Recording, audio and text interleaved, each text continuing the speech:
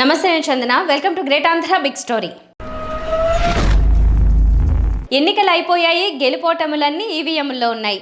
June 4 వరకు ఉత్కంఠని ఓర్చుకోక తప్పదు. ఇరుపక్షాల నాయకులు, వారి అనుయాయులు, అభిమానులు, ఓట్లేసిన ప్రజలును. వైకాపాకి 150 పైచిలకు వస్తాయని జగన్మోహన్ రెడ్డి చెప్పడం, దానిని ఎద్దేవా చేస్తూ గెలుపు తమదే అని కూటమి వర్గం చెప్పడం చూస్తూనే ఉన్నాం. నిజానికి ఫలితాలు వచ్చేదాకా ఎవరి నమ్మకాన్ని వాళ్ళు చాటుకోవడం సహజం. అయితే ఫలితాలకి టైం ఉండేసరికి రకరకాల విశ్లేషణలు, ఊహాగానాలు, అనుమానాలు బయలుదేరుతున్నాయి. ఇప్పుడు కొత్త అనుమానం ఏంటంటే, చాలా నియోజకవర్గాల్లోని ప్రజల్లో కేవలం ఎమ్మెల్యేలపై ఉన్న అసంతృప్తి. ఇక్కడ కేవలం అనే పదం వాడటానికి కారణం, వారిలో ఎవరికీ జగన్మోహన్ రెడ్డిపై అసంతృప్తి లేదు. జగనిచ్చే పథకాలు, సౌకర్యాలు అన్నీ బానే ఉన్నాయట. కనుక మళ్లీ వైకాపా ప్రభుత్వమే రావాలని కోరుకుంటున్న వాళ్లు ఉన్నారు. కానీ స్థానికంగా వైకాపా ఎమ్మెల్యే మీద ఉన్న వ్యతిరేకతతో జగన్ మీద అభిమానమున్నా కూడా ఓటేయకుండా కూర్చున్న వాళ్లు, కోపంతో ఎగస్పార్టీకి వేసిన వాళ్లు కూడా ఉన్నారట. అంటే ఒక రకంగా ఇది ప్రభుత్వ వ్యతిరేక ఓటే. ఆలస్యంగా వెలుగు చూస్తున్న ఒకానొక అంశం ఇది. టీ స్టాల్లో కూర్చుని ఒక వ్యక్తిని కదిపితే, జగన్ పాలన బానే ఉంది, కానీ మా ఎమ్మెల్యేనే మైనస్, అందుకే ఓటేయలేదు ఈసారి అన్నాడు. అదేంటని ఆరా తీస్తే, నేను వేయకుండా ఊరుకున్నాను, అంతవరకు సంతోషించాలి, కానీ మా ఇంట్లో వాళ్ళు, బంధువులు ఎవరూ అతనికి వేయకపోగా కూటమి అభ్యర్థికి వేసొచ్చారు. వాళ్ళందరికీ మళ్లీ జగనే ముఖ్యమంత్రి కావాలని ఉంది, కానీ ఓట్లు మాత్రం అలా వేశారు అన్నాడు. ఇదేం విచిత్రం, పక్క పార్టీకి ఓటేసి జగన్ గెలవాలని కోరుకోవడమేంటి? అలా వేస్తే జగన్ ఎలా తన పార్టీని గెలిపించుకుని ముఖ్యమంత్రి అవుతాడు అని అడిగితే, మా ఎమ్మెల్యే ఒక్కడు ఓడితే జగన్కి వచ్చే నష్టమేం లేదు, రాష్ట్రమంతా వైకాపావే ఉంది, అతనే సీఎం అవుతాడు, మా ఎమ్మెల్యే మాత్రం పోవాలి అంతే అన్నాడు.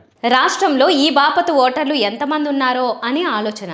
ఎమ్మెల్యేలు స్థానికంగా ప్రజా వ్యతిరేకత మూటకట్టుకున్నారన్న రిపోర్టులతో జగన్ కొన్ని చోట్ల అభ్యర్థుల్ని మార్చిన మాట వాస్తవం.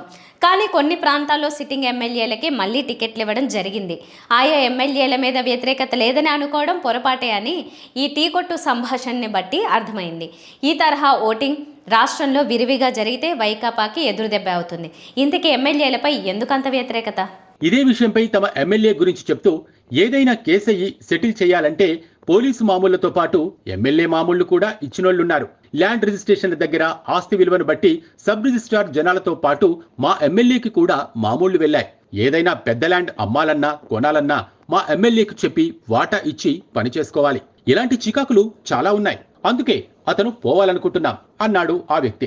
ఇసుక, మద్యం రెండూ ప్రభుత్వ పరమైపోవటం, సివిల్ కాంట్రాక్ట్లు కార్పొరేట్ కంపెనీలకు ఇచ్చేయటం వంటి కారణాల వల్ల ఆ మార్గాల్లో డబ్బు సంపాదించుకోవటానికి ఎమ్మెల్యేలకు, ఎంపీలకు అవకాశం లేకుండా పోయింది. గత ప్రభుత్వ హయాముల్లో ఎమ్మెల్యే వర్గం మనుషులకు సివిల్ కాంట్రాక్ట్లు అందేవి. మద్యం దుకాణాలు, బెల్ట్ షాపులు, ఇసుక కాంట్రాక్ట్లు ఇలాంటివన్నీ బినామీలతో నడుపుకునే వెసులుబాటు ఉండేది. కానీ ఇప్పుడు అవన్నీ లేక 4 రాళ్లు సంపాదించుకోవటానికి ఎమ్మెల్యేలు నేరుగా జనం మీద పడుతున్నారని వినికిడి.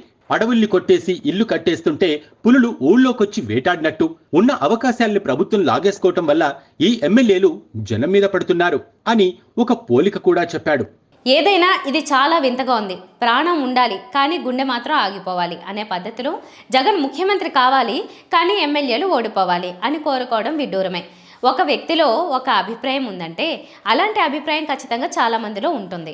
అయితే ఎంతమందిలో ఉంటుంది అనేది ప్రశ్న. పెద్ద సంఖ్యలో లేకపోతే పర్వాలేదు, ఒకవేళ ఊహించిన దానికంటే ఎక్కువ శాతం ప్రజల్లో ఇదే భావన ఉంటే వైకాపాకి ఎదురుదెబ్బ తగిలే అవకాశం లేకపోలేదు. ఆ రకంగా ఏమైనా దెబ్బ పడబోతోందా అని కూడా ఈ 4-5 రోజులు ఆలోచించుకోవచ్చు.